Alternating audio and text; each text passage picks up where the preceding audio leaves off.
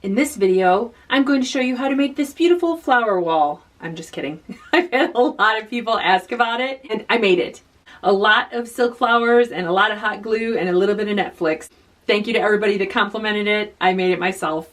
On a very, very serious note, I want to talk about trauma bonding. So many people comment on videos. When you read what they have to say, it's conveyed as though they are in actual physical pain. And it is the worst part of all of this. And it is actually separating yourself from the narcissist, trying to break that trauma bond that you have with them. I would say that anybody that's been with a narcissist has experienced this to some degree. I came across this article. What I'm going to break down is kind of based on what she had to say. I'm taking the topics that she discussed and kind of putting them into my own words. She is an LCSW. Her name is Shara Gaba.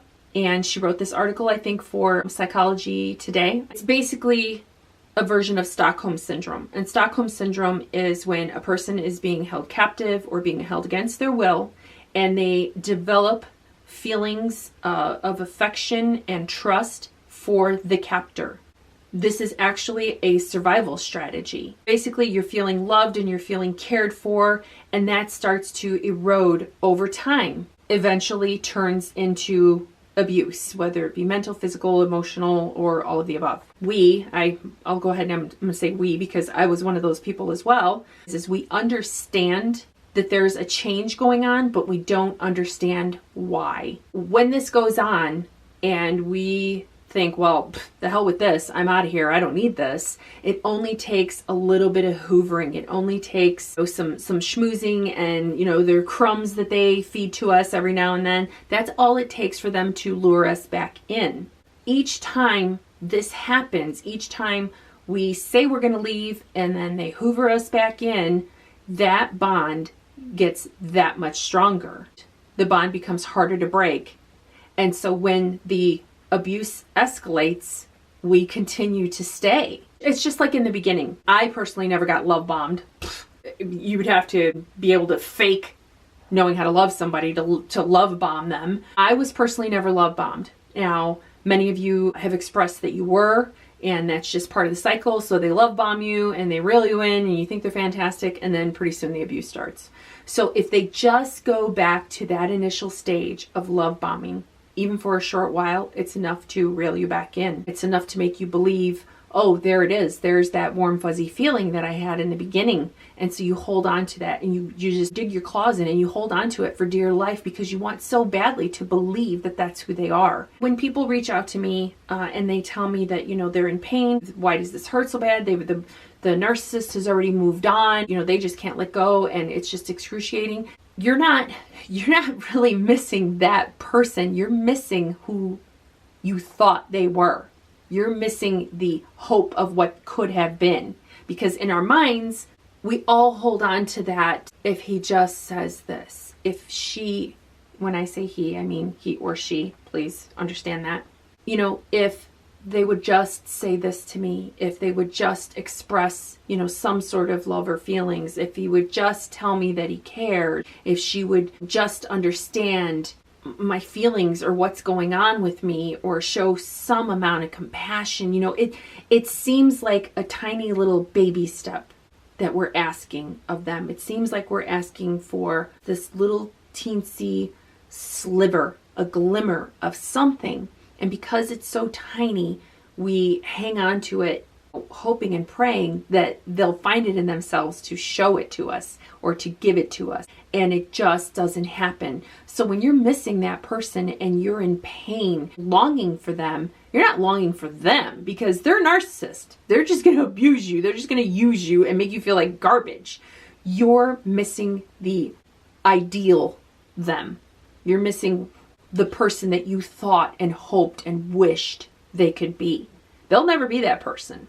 And if they moved on, they're not that person with the new person. Trust me. They're the same a-hole they were with you. Trauma bonding is very serious. It's a real thing. It's extremely difficult to overcome because you have that bond and there's that vicious cycle of letting go and then, getting hoovered back in and holding on for dear life. It feels like withdrawal. For all the bozos that comment, go, oh, why do you stay so long? Oh, why'd you stay for 24 years with somebody that's, abused you, blah, blah, blah.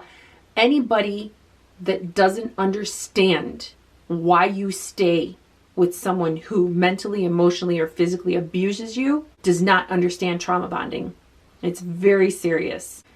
It can be overcome with separation, separating yourself from the person that is abusing you, that is taking advantage of you, that's doing these things to you and making you feel this way.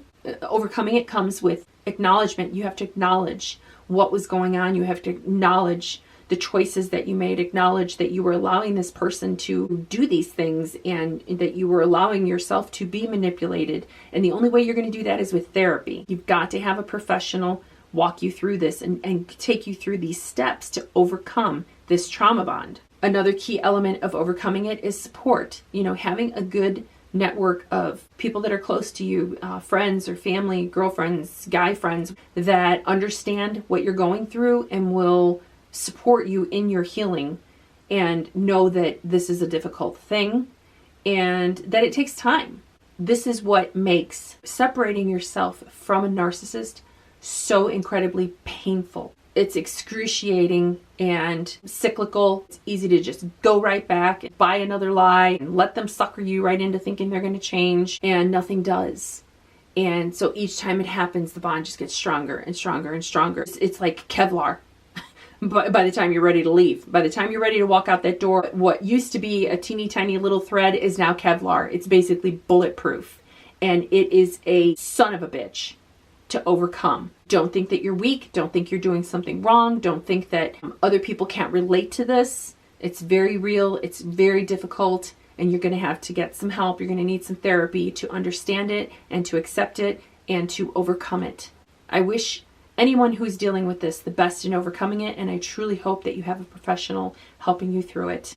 I know what a difficult thing this is. I know what a struggle overcoming trauma bonding is because I left 1,000 times.